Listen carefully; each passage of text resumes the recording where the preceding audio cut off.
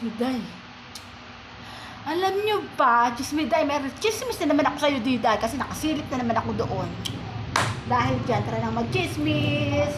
Chikahan, tara na mag-chismis, chikahan tayo mga katsurba. Kasi alam mo, yung iba kasi panggabi na. Panggabi na, papasok sa trabaho.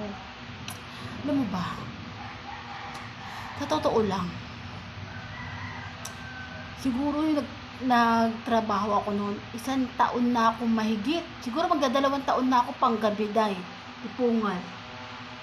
Enjoy na enjoy ako magpanggabi noon. Hindi ko talaga akalain. Ano ba yan? Kahit ano naman ako mga bangs, Day. Yun nga nangyari. Sa sobrang katanghan ko, dahil sa tagal ng aking taon na aking panggabi, at pagod talaga ang trabaho doon.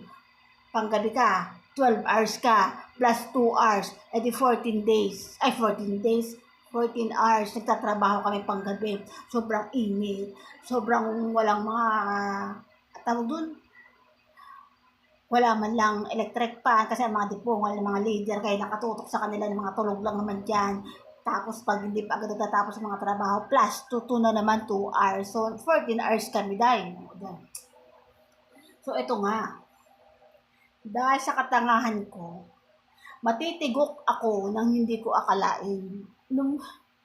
For the first time ko talaga yung nalaman, dahil kung sa totoo lang, papasok ako ng hapon, panggabi nga ako eh. Kasi ang kasabay ko lagi yung tropa kong tomboy. So papasok kami. Kaso nagtataka siguro yung katropa ko. Ako,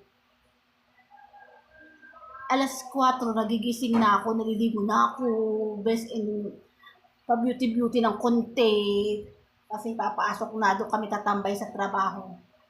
Aba, napamulat ako dahil ng mga alas 6 dahil. Oo, feeling, alas 7 pasok ko nun eh. Tapos, alas 6 ako bumangon. Akala ng kapatid ko, inaantok lang ako kaya hindi ako papasok. Hindi dahil gusto ko pumasok dahil, pero dapat rest day ko, pero pumasok pa rin ako dahil. Miss me dahil, sobrang, nung time na yun, doon ako inaatake, doon na ako matitigok, doon na ako magiging stroke, doon na ako matitigok talaga di po. Pera naman. Hindi ko talaga akalain dahil, kasi hilong-hilo na ako, ang sakit ng ulo ko na, ganun na ako, pagbabangon ako, ganun na ako. So sabi ng kapatid ko, "Uy, ate, papasok ka ba? O, matulog ka na." Hindi ako nakikipag-usap kasi hindi ako makapagsalita dahil, oo. Pero kapit ako, pasok ako sa CR. Kasi naligo pa ako, dipungal naligo ako, hindi ako nakapagubad. Naligo na ako. O pero medyo hindi na ako nakikita. So paglabas ko, basang-basa ako. Tapos, ayun ang naalala ko ngayon. Oo, dahil kaya napachika ako. Tapos yung CR, nakapitan ko yung labasan ng tubig. Nakapitan ko yan, tanggal yan, kalat doon sa loob ng bahay. Tapos, hindi po nga sa katangahan ko talaga, matitigok na ako talagang trabaho pa rin ang una. Uday, trabaho pa rin. Ayun pa rin ang pinapasok ko, pero nung time na yun, ako yung tigok na ako, matitigok na talaga ako nun. As in, wala na akong alam na nangyayari sa akin. Basta para sa akin, ang alam ko, papasok ako. Gabi na, bakit nandito pa ako? Sabay, pagkatapos, akala ko nag-CR na ako, pero talagang basa lang ako. Tapos nagkanda, suka-suka ako dahil. Oo, kasi napansin ko na yan eh. Tapos, best intact, lapit na naman ako, punta ako sa lababo. Kasi magtututbrush na ako, kasi papasok na nga ako, dipungan. Kakandasuka na ako, nagkatututbrush pa rin ako, kaya papasok na daw ako dahil. Ang ending, kapit na yung kapatid ko, kasi baka nagkanatapon daw yung mga tubig dun sa CR at tanggal yung mga labasan ng tubig nasira. Ay, hindi ko talaga alam. Oo, sobrang hilo ko. Hindi na rin nila ako makausap kasi hindi na ako nakapag-usap noon dahil. Tapos, ang utak ko noon na feeling ko na ako ipapasok na ako, magbibihis na ako, pero pagkatapos ko ano, lababo. Hindi rin ako nakapag-toothbrush kasi hindi ko na kayang gumalaw. Lakad na ako kapit, pero tumba na ako. Tapos ang kapitbahay namin katapat ko, napakabait kasi dumating, ano sila ng mga BP. Kasi yun, nakita nila na mataas na talaga ang BP ko dahil. Kasi sa mga dating trabaho ko pa na noon, umaabot talaga ako ng 200, 210, 20, over 200. O dahil, pero kamalasan ko, sa sobrang tigas ng ulo ko, sa sobrang trabaho, hindi ko inuuna yung sarili ko, yun, yun.